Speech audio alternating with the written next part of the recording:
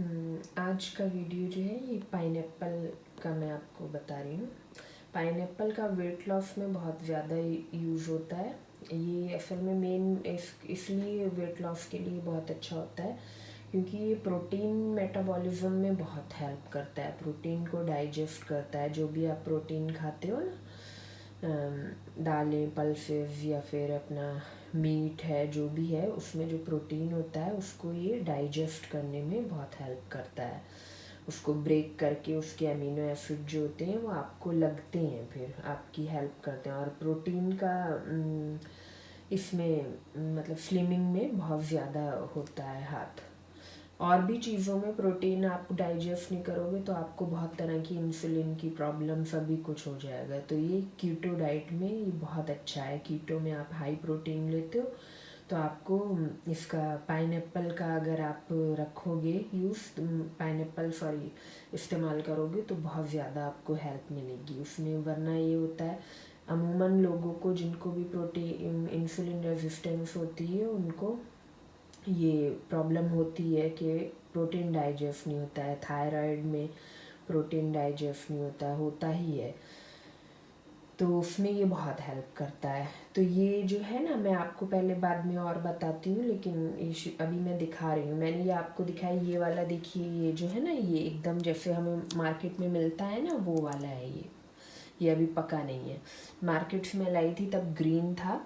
अब ये ग्रीन से जब मैंने इसको यहाँ पे धूप में रखा, आपके यहाँ अगर टेम्परेचर ज़्यादा है तो आप देख लीजिए बिना धूप में, अगर आपके घर में ही अंदर शेड में रख के भी ये येलो हो जाए। देखिए येलोइश हो गया है, ये थोड़ा थोड़ा सा ऊपर से ड्राई हो गया है, येलोइश हो गया है। तो इसमें ना पक जाता है ये येलो होके, और इसमें खुशबू आने लगती है बहुत अच्छी मिठास की। तो इसकी शुगर एक्टिव होना बहुत ज़रूरी है। अगर ऐसे ये रॉ कच्चा वाला खाओगे तो आपको ये सब प्रॉब्लम करेगा। एक तो ये खट्टा होता है, सिट्रिक एलर्जी देगा आपको, मतलब खट्टे से सूजन हो जाएगी आपको खाओगे तो। और बहुत मतलब अच्छा तो लगता ही नहीं है वो, और ज़्यादा प्रॉब्लम करता है वो। जब पका के खाओगे आप इसको तो ये आपको बहुत फ़ायदा करता है और टेस्ट भी अच्छा हो जाता है। लेकिन पकाने का यही है, ये देखिए पका हुआ है ये मेरा खूब। मैंने धूप में रखा था क्योंकि यहाँ पर मौसम ख़राब रहता है, धूप मतलब टेम्परेचर इतना हाई नहीं है, तो मैं धूप में रख देती हूँ इसे। तो ये धूप में भी करीब 5 डेज़ लग जाते हैं धूप में पकने में, क्योंकि यहाँ पे कम होती है धूप। तो आप अपने यहाँ देख लो, हो सकता है आपके यहाँ ज़्यादा धूप, जहाँ 40-45 टेम्परेचर रहता है, वहाँ 1 या 2 दिन में ही पक जाए, ऐसा हो सकता है। तो ये पकने के बाद ये जो पीस है ये देखिए येलो हो गया है, थोड़ा सा ब्लैकिश भी है ये, लेकिन ये येलो है। इसमें बहुत अच्छी खुशबू आ रही है, मिठास आ गई है इसमें। तो अब हम इसी को बनाते हैं। देखिए मैंने ये काट लिया है, और इसकी आंखें ध्यान से ज़रूर निकाल लीजिए। काटने के बाद जो आंखें होती हैं ना इसमें, वो निकाल लीजिए। साथ में मैंने ये एक पीच भी ले लिया। मेन इंग्रेडिएंट जो है वो यही है। ये दिखाने के लिए मेरे पास एक रखा हुआ था कि आप अगर चाहो तो कोई और भी चीज़ ले सकते हो साथ में, जैसे एप्पल है या फिर गुआवा है। इस टाइप की चीज़ें भी इस तरीके से बॉयल की जा सकती हैं। एप्पल, गुआवा और पीच, जो भी आपको लगे आप पका के खा सकते हो, वो उस तरीके के फ्रूट आप ले सकते हो। तो ये शाम में आप इजीली खा सकते हो। सुबह के टाइम पे स्मूदी भी खा सकते हो, स्मूदी रॉ होती है। मैं ये शाम में खा रही हूँ तो फिर मैं इसको पकाऊंगी थोड़ा सा। अब देखिए मैंने ये पकने रख दिया है। इसमें मैंने ज़रा सा पानी डाला है। अगर पानी के बिना आप रखोगे तो ये बहुत जल्दी जलने लगेगा। तो मतलब 2 या 3 चम्मच, बस 2 या 3 टेबल स्पून इसमें पानी मैंने डाल दिया है। अब ये पानी इसमें पड़ा है तो फिर ये जल्दी से अपना पानी छोड़ देगा। पानी को देख के पानी छोड़ेगा ये अपना। और अब इसमें देखिए बबल्स ज़रा से पानी में दिख रहे हैं, थोड़ा सा गर्म हो गया है ये। मैं इसकी आँच हल्की कर दूँगी और ढक्कन इस पर लगा दूँगी। अब ये थोड़ी देर पकेगा, थोड़ी देर 5 मिनट लगते हैं मुश्किल से, या 10 मिनट रेडी हो जाएगा ये देखिए पानी इसमें छोड़ दिया है। अब ये पक रहा है। ये पानी खुश्क हो जाएगा, हम इसे चलाते हुए रहेंगे थोड़ी थोड़ी देर तक, तो ये फिर खाने के लिए रेडी हो जाए। ये देखिए ये अब बिल्कुल बस पकने ही वाला है। खूब अच्छा सा ये हो गया, पानी भरा सा इसमें रह गया, बस खुश्की हो गई। मैं इसको थोड़ा सा इस टाइम पे इसको थोड़ा सा चलाना पड़ता है, जब बिल्कुल थोड़ा सा पानी रह जाता है, वरना ये जलने लगेगा। हल्के हाथ से बस ज़रा सा चला दीजिए। ये देखिए पानी बिल्कुल खुश्क हो गया, ये रेडी हो गया। अब हम इसे बर्तन में निकालेंगे और थोड़ा सा ठंडा हो जाए तो ये खाएंगे। मर्जी है आपकी, बिल्कुल ठंडा करके चिल करके खाना चाहें चिल करके खाइए, वरना थोड़ा गर्म खाना चाहें तो थोड़ा गर्म खा लीजिए। देखिए अब ये रेडी हो चुका है। अब इसमें मैंने काली मिर्च और काला नमक भी डाला है, तो टेस्ट इसका और अच्छा हो जाएगा। अब ये खाने के लिए तैयार है। अभी ये एक बताया मैंने, अब एक और इसकी रेसिपी है स्मूदी की, वो मैं बाद में बताऊंगी। तो ये मैंने आपको, तो ये देखिए ये दूसरी रेसिपी बना रहे हैं। इसके लिए मैं इसको छोटे छोटे पीसेस काटूंगी, स्मूदी बनाएंगे हम इसकी, और एक ये पुडिंग टाइप का बन जाएगा उसी से। दो आप बना सकते हो चीज़ें, स्मूदी या पुडिंग। तो इसको मैं छोटा छोटा काट लूँगी पहले, उसके बाद इसको ग्राइंड करके और इसमें हम चिया सीड्स डालेंगे, तो ये स्मूदी बन जाएगी इसकी। ठीक है। इसकी आइज़ ये जो होती है ना इसमें, ये निकालना ज़रूरी है। तो आइज़ अगर नहीं निकालोगे तो प्रॉब्लम हो सकती है, पेट में दर्द या फिर गले में ख़राश, इस टाइप की कोई प्रॉब्लम हो सकती है। तो आइज़ निकालना ज़रूरी है इसकी। मैं देखिए इस टाइप से निकाल लेती हूँ इसकी, अलग अलग तरह से निकालने, छोटा चाकू होगा आराम से निकल जाएगी ये। इस तरीके से निकल गई,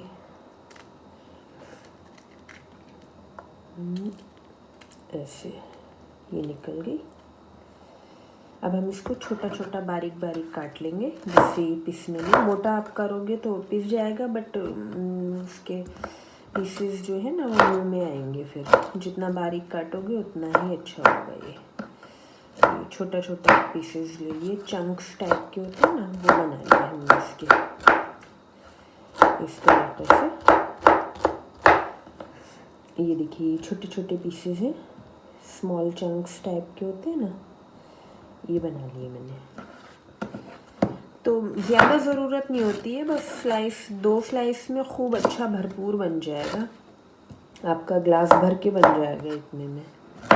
मीठे के लिए थोड़ा सा अगर कम लगे, ये पका हुआ है लेकिन बहुत ज़्यादा ओवर राइप नहीं है ये, खूब जितना राइप होगा ना खूब ज़्यादा, तो फिर इसमें आपको एक्स्ट्रा शुगर की ज़रूरत नहीं पड़ेगी। शुगर तो डालनी नहीं है, शुगर की जगह स्टीविया डालेंगे हम अगर ज़रूरत होगी तो, वरना पका हुआ अच्छी तरीके से होगा तो कोई ज़रूरत नहीं होगी। देखिए ये पेस्ट तैयार हो गया है, ये रेडी है ये। तो हम इसको अब 2 तरीक़े से बना सकते हैं। ये अभी गाढ़ा है, तो अगर आप इसको मतलब जूस टाइप में बनाना चाहते हैं तो इसमें आप जितना आपको ये डाइल्यूट रखना है उतना, मतलब जितना पतला रखना है उतने हिसाब से पानी डाल लीजिए इसमें। और ये स्टीविया है, स्टीविया की लिक्विड है, ये ड्रॉप्स हैं ये स्टीविया की। तो मीठा अगर कम लगे तो 2-4 बूंदे, 5 बूंदे तक डाल सकते हो ये, और खूब मीठा हो जाएगा। ये नहीं ज़रूरत है मत डालो, ये यहाँ मिल जाता है तो अमेज़ॉन पे स्टीविया लिक्विड ड्रॉप्स, तो ये आप डाल सकते हो अगर डालना चाहो। और अगर खूब अच्छे से पका हुआ होगा, ये राइप होगा, खुशबू आने लगती है जब पक जाता है ना अच्छे से, तो फिर कोई ज़रूरत नहीं है इसमें, और ऐसे खाना चाहो ऐसे ही खा लो। अच्छा ये इसमें साथ में मैं इसका पुडिंग बना रही हूँ, तो अगर आपको लिक्विड वैसा बनाना है, शरबत टाइप का जूस, तो फिर इसमें आप जितना पानी डालना है उतना डाल लीजिए। और ये है चिया सीड, ये मैंने भिगो दिए 1 टेबल स्पून। अब मैं ये इसमें डालूँगी, जूस में भी आप ऐड कर सकते हो इसको। जूस बहुत हो जाता है तो पी नहीं मिलता है फिर, तो मैं इसी तरीके से पीती हूँ ज़्यादातर। कभी कभार जूस बना लेती हूँ, बट मोस्टली मैं ऐसे ही लेती हूँ, तो इजीली ये खा लिया जाता है। गर्मी है ज़्यादा, आपको लग रहा है कि पानी की ज़रूरत है तो आप इसमें पानी डाल सकते हो, ऐसा कोई मसला नहीं है। ठीक है, अभी एक पुडिंग टाइप का हो गया। इसमें आपको अगर महसूस हो रही है, ज़रूरत लग रही है, तो फिर 2-4 बूंदे आप स्टीविया की डाल सकते हो, नहीं तो मत डालो। तो अब इसका फ़ायदे बताते हैं। तो फ़ायदे में इसका मेन मकसद जो है, ये कीटो डाइट में बहुत अच्छा वर्क करता है। क्यों? क्योंकि ये प्रोटीन मेटाबॉलिज्म को बहुत हाई रख कर देता है। आपने गौर किया होगा, जब भी आप ये पाइनएप्पल खाते हो या फिर पान खाते हो तो आपकी ज़बान कटने लगती है, मुंह में ना मोटी हो जाती है और ऐसा लगता है कि कुछ मतलब कट रही है ज़बान। वो इसी वजह से होता है। इसमें जो एंजाइम्स होते हैं वो, क्योंकि हमारी ज़बान भी प्रोटीन ही है ना, प्रोटीन जितना भी मांस है हमारा, मतलब गोश्त जितना भी है बॉडी में, वो सब प्रोटीन ही है ना। तो ये प्रोटीन को डाइजेस्ट करता है। तो वो जैसे ही आप खाते हो इसको, तो वो प्रोटीन को उसके एंजाइम्स प्रोटीन को डाइजेस्ट करने लगते हैं। तो इस वजह से मुंह कट जाता है आपका। लेकिन जब आप पीते हो उसको, जैसे इस फॉर्म में लेते हो, तो फिर आपको वो चीज़ नहीं होती है, क्योंकि वो आपने चबाया नहीं है, आपके मुंह में ज़्यादा देर तक नहीं है, तो वो सीधा आपके स्टमक में चला जाता है और वहाँ जाके प्रोटीन जो भी होता है उसको ब्रेक डाउन करने लगता है। तो ये इसका प्रोटीन, और स्लिमिंग में प्रोटीन का डाइजेस्ट होना बहुत ज़रूरी है। जब भी आपकी गट देखिए कमज़ोर होती है, तो फिर प्रोटीन जो है वो जूसेस आपके बाकायदा जितने बनने चाहिए उतने नहीं बनते हैं प्रोटीन डाइजेस्ट करने के लिए। और दूसरा खाना मेन प्रोटीन होता है, प्रोटीन को डाइजेस्ट करने के लिए बहुत तेज़ एसिड की ज़रूरत होती है, तो वो एसिड्स नहीं बन पाते हैं जब, तो फिर आपको बहुत ज़्यादा परेशानी आती है। प्रोटीन डाइजेस्ट नहीं होने से बहुत ज़्यादा आपको ये जो होता है,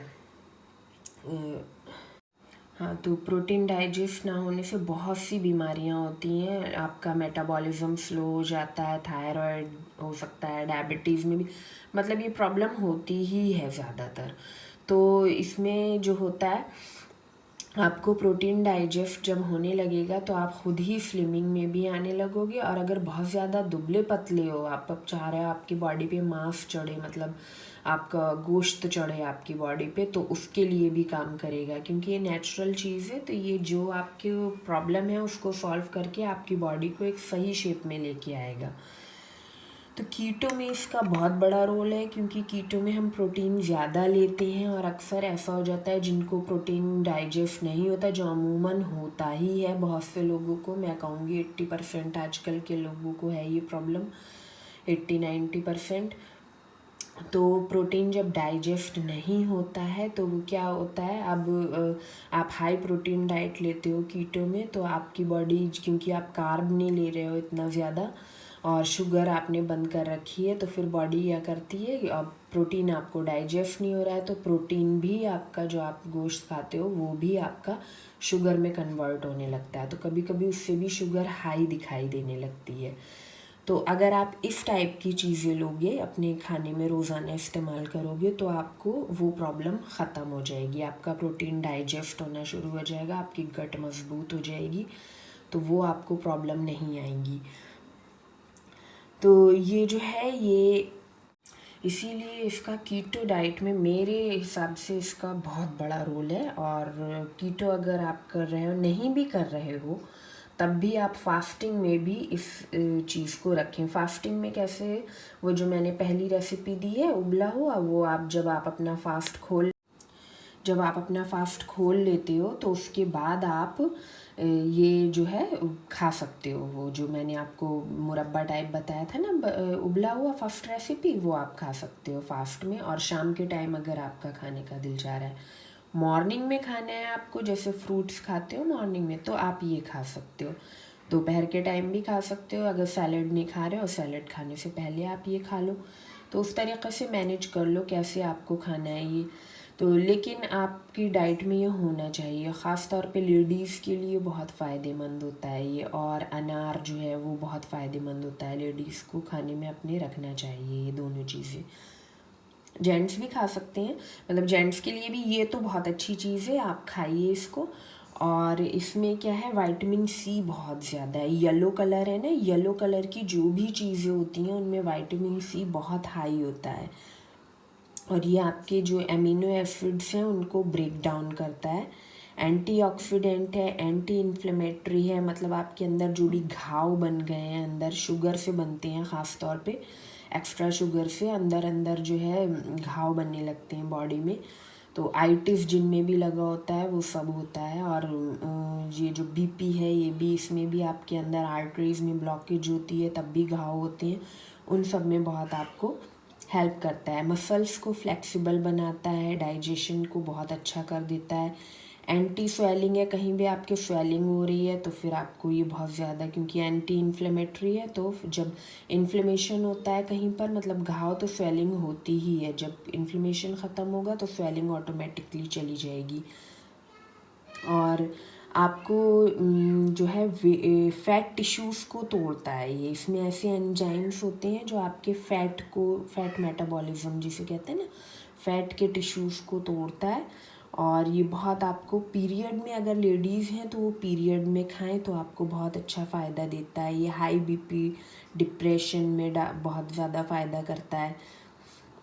अच्छा, ये आपको प्रोटीन को डाइजेस्ट करने में कुछ और चीज़ें भी होती हैं, मैं यहाँ बताए दे रही हूँ, अलग से वीडियो बनाऊँगी उसमें ठीक से बताऊँगी। और गोश्त खाते हैं तो इस टाइप की चीज़ों का इंटेक बहुत रखें आप। उसके अलावा प्रोटीन डाइजेस्ट करने में कोकोनट वाटर, लेकिन हर टाइम नहीं ले सकते कोकोनट वाटर। सुबह बहुत कभी कभी किसी को बहुत ज़्यादा वाटर रिटेंशन, हर किसी के लिए नहीं होता है कोकोनट वाटर, लेकिन हाँ, खाना पकाते टाइम डाल सकते हो आप कोकोनट वाटर, तो वो आपको नुकसान नहीं करेगा। कच्चा जो है आप ध्यान कर लीजिए, अगर आप पीने के बाद, एक तो मॉर्निंग के टाइम में ही लीजिए उसको, मतलब 12 बजे तक ले लीजिए, जैसे उसके बाद 12-1 बजे के बाद मत लीजिए। और अब फिर भी आपको लगता है, क्योंकि हाई सोडियम होता है उसमें, और अगर आपको लग रहा है कि आपको पीने के बाद एकदम से वाटर रिटेंशन हो गया है, कुछ सूजन आ गई है, तो फिर आपके लिए नहीं है। तो फिर आप, लेकिन खाना बनाते टाइम जैसे कोई प्रोटीन वाली चीज़ बना रहे हो, हाई प्रोटीन की, जैसे कि गोश्त, इस टाइप की चीज़ें, तो उसमें आप डाल सकते हो, तो आपका वो प्रोटीन को डाइजेस्ट करने में हेल्प करेगा। उसके अलावा आपकी ये रेड वाइन होती है, पोमीग्रेनेट, कच्चा पपीता, सुपारी, पान का पत्ता, हींग, ये सभी प्रोटीन को डाइजेस्ट करने में बहुत हेल्प करते हैं। यहाँ मैंने रफली बता दिया है, मेन वीडियो पाइनएप्पल की है, लेकिन ये इसी से रिलेटेड चीज़ें हैं तो बता दी हैं। तो ये आप अपने खाने में ज़रूर रखें और इसका फ़ायदा उठाएं। आप, आपकी बहुत वेट लॉस में ये बहुत हेल्प करेगा आपकी। अच्छा, इसमें आप जो पका हुआ है, पके हुए से भी आप इस तरह की स्मूदी बना सकते हैं, तो वो आप शाम में इजीली खा सकते हैं और नुकसान नहीं देगी। उसको बनाने के लिए क्या करेंगे कि जो पका हुआ वो मुरब्बा बताया है उसको ठंडा कर लेंगे, और फिर उसको मिक्सी में पीस के और उसमें ये चिया सीड डाल लेंगे, और फिर आप उसमें चाहें तो उसको आइस डाल सकते हैं, या फिर फ्रिज में रख के ठंडा करके उसे आप आराम से खाइए। तो ठीक है, फिर मिलते हैं किसी और रेसिपी के साथ, तब तक के लिए बाय।